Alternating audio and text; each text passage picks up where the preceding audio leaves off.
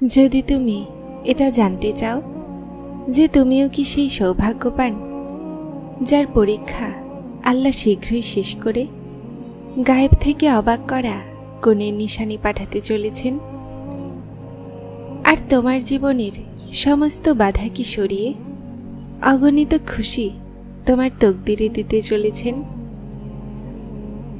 তাহলে শোনো, ওই রহমানের রাহিম জমিন এবং আকাশকে একটা হকের সাথে তৈরি করেছেন এবং তিনি তার মাখলুকের সমস্ত প্রয়োজন সম্পর্কে অবগত।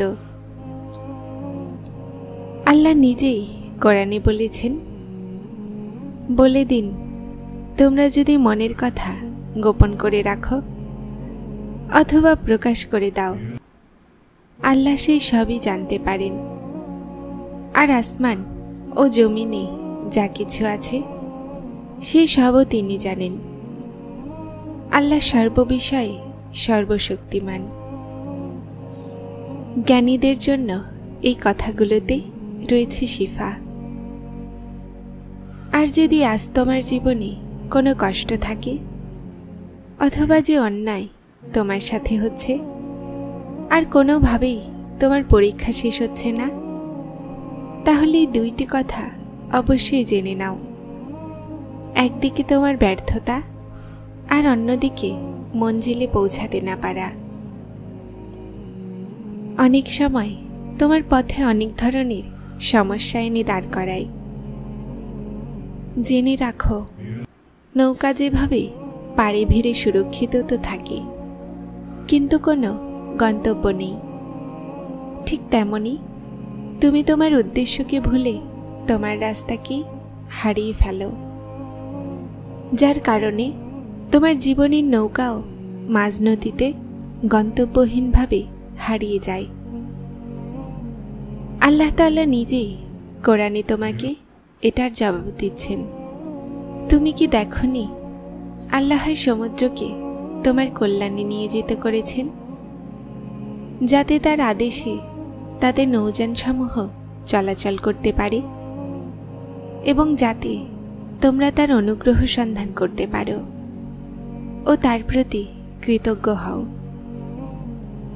আর যদি তোমার কোনো কাজ লাখ চেষ্টার পরেও সফল হচ্ছে না, তাহলে মনে করো সেই কাহিনীকে যখন আজিজে মিশরের স্ত্রী জুলেখা ইউসুফ আলাইহিসসালামকে কারাগারে পাঠিয়ে তার নিজের প্রতিশোধ নিয়েছিলেন, কিন্তু আল্লাহ তাকে মিশরের সর্বোচ্চ ক্ষমতায় বসানোর পরিকল্পনা করেছিলেন, আর সে তার এই কৃতকর্মের জন্য ধিক্কার ছাড়া আর কিছুই হাসিল করতে পারেনি। মনে রাখো, আল্লাহ যাকে নিচে নামাতে চায় তাকে কোনো চেষ্টায় সফল করাতে পারবে না, আর দুনিয়া যাকে নামাতে চায় আল্লাহ তাকে উপরে ওঠানোর জন্য সর্বোচ্চ মাকাম পর্যন্ত পরিকল্পনা করে রাখেন। মেনে নাও, না তুমি আল্লাহর সাথে লড়াই করতে পারবে আর না কোনো পরীক্ষা তোমাকে পরাজিত করতে পারবে। আল্লাহ তাআলা নিজেই কোরআনে বলেন, আল্লাহ তোমার কোনো ক্ষতি করতে চাইলে তিনি ছাড়া কেউ তা সরাতে পারবে না, আর তিনি যদি তোমার কল্যাণ করতে চান তবে তো সব কিছুই করার ক্ষমতা তার রয়েছে। আর আজ যদি তোমার জীবনে কোনো চেষ্টা ব্যর্থ হয় আর তোমার মনে হয় তুমি বারবার কোনো বিপদে বা কষ্টে পতিত হচ্ছ, তাহলে শোনো, নবী করিম সাল্লাল্লাহু আলাইহি ওয়াসাল্লাম বলেছেন, মুমিনের প্রতিটা কাজেই নেকি। সাহাবীরা বললেন, কিভাবে? তিনি বললেন, যদি আল্লাহ মুমিনকে কোনো নিয়ামত দেয় তাহলে সে শুকরিয়া আদায় করে নেকি পায়। মুমিনের ওপরে কোনো পরীক্ষা আসলে তারা সবরের মাধ্যমে ফল পেয়ে যায়। মুমিনের প্রতিটা নিয়ামতে আল্লাহর রহম এবং দয়ার জন্যই আসে। আর যদি কোনো পরীক্ষা আসে তাহলে সেটা আল্লাহর কোনো হিকমত। তাই তোমার উপরে যদি কোনো বিপদ আসে তাহলে অস্থির হয়ে নিজের ঈমানকে দুর্বল করো না। কোনো রাত এমন বানাননি আল্লাহ যেটার ভোর না থাকে। আর জানো, যখন আল্লাহ তোমার পরীক্ষা শেষ করতে চান তো তিনি তোমাকে কিছু নিশানি অবশ্যই দেখান, যার মধ্যে একটা নিশানি হলো এটা যে তিনি তোমার অন্তরকে সেই দিকে লাগিয়ে দেন যেখানে তোমার জন্য নাজাত আছে। আর সেই রাস্তায় যাওয়ার ইখতিয়ার দেওয়ার পরে আর কোনো অন্য রাস্তায় যেতে দেন না। আর তোমার কি মনে হয় এটা কি নিশানি নয় যে ক্লান্তির পরে আরামের আশা আর তারপর তোমার নিদ্রায় আচ্ছন্ন হয়ে যাওয়া এই কথার প্রমাণ নয় যে এই দয়াময় রব তোমার জন্য বিশ্রামের ব্যবস্থা করতে পারেন? তিনি তোমাকে নিয়ে তোমার থেকেও বেশি চিন্তা করেন। উনি যখনই চান, যেভাবেই চান, তোমার প্রয়োজনগুলোকে পূরণ করতে সক্ষম। কেননা আল্লাহ যখন কোনো বান্দার পরীক্ষা শেষ করেন তো তার জন্য পরিত্রাণের রাস্তা বের করেন।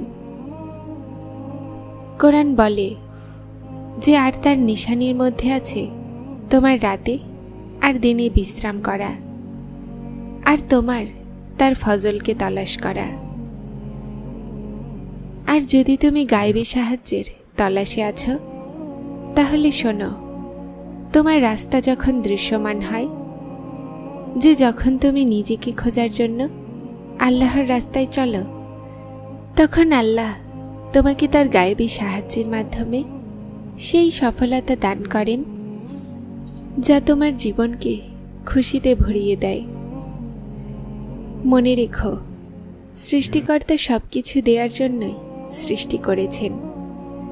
তুমি শুধু নেয়ার যোগাযোগ কায়েম রেখো আর নিজের ক্ষমতার উপরে অহংকার না করে আল্লাহর ক্ষমতার উপরে পুরোপুরি বিশ্বাস রাখবে। আল্লাহ শীঘ্রই তোমার জীবনের সমস্যাগুলোকে সহজ করে উত্তম জিনিস তোমাকে দান করবেন। আর যখন আল্লাহ তোমার পরীক্ষা শেষ করতে চান তো এই অবাক করা নিশানি প্রকাশ করতে শুরু করে যা তোমাকে মজিজা পর্যন্ত নিয়ে যায়। ভাগ্য নিশ্চয়ই আল্লাহর হাতে আছে, কিন্তু দোয়া করার হক তিনি আমাদের হাতে দিয়েছেন। আর যখন তিনি আমাদেরকে হক দিয়েছেন তাহলে কবুলও অবশ্যই করবেন। বিশ্বাস রাখো, কোনো দোয়াই জায়া হয় না। প্রতিটা দোয়া আল্লাহর কাছে যত্নে রাখা থাকে, যেটার উপরে তিনি উত্তম সময়ে কুনির মোহর লাগান।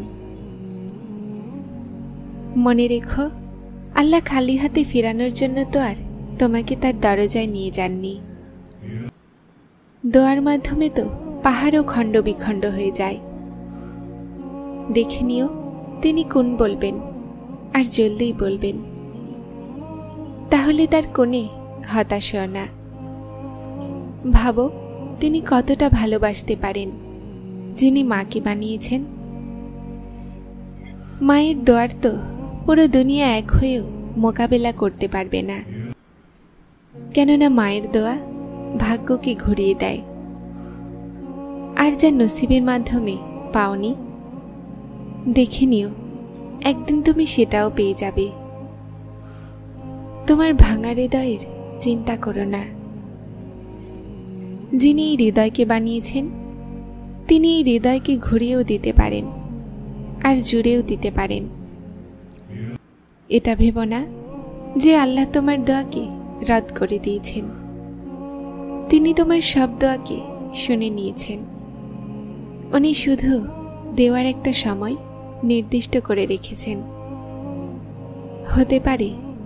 হতে পারে এটা তোমার পরীক্ষার শেষ মুহূর্ত। দেখে নিও আল্লাহ জলদি তোমার এই ভাঙা হৃদয়কে শান্তিতে ভরিয়ে দিবেন। দেখে নিও জলদি আল্লাহ তোমার জীবনের অন্ধকার থেকে আলোতে ভরিয়ে দিবেন। জলদি আল্লাহ তোমার খালি হাত তার রহমত দিয়ে ভরিয়ে দিবেন। দেখে নিও, জলদি আল্লাহ তোমার চাওয়াকে তোমার ভাগ্য বানিয়ে দিবেন।